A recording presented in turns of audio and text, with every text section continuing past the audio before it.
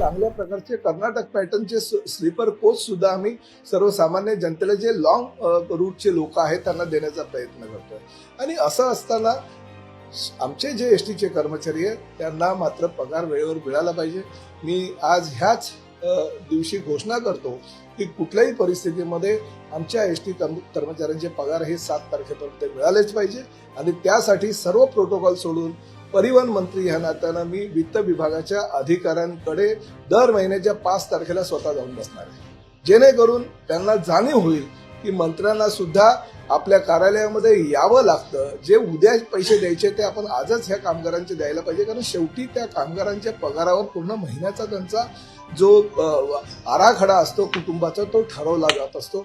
त्यामुळे आजच दुपारी 2 ते 3च्या दरम्यान मी मंत्रालयामध्ये वित्त खात्याच्या अधिकाऱ्यांकडे जाणार आहे, त्यांच्याशी चर्चा करणार आहे आणि त्यांना 5 तारखेपर्यंत पगार आमच्या डिपार्टमेंटकडे पोहोचला पाहिजे।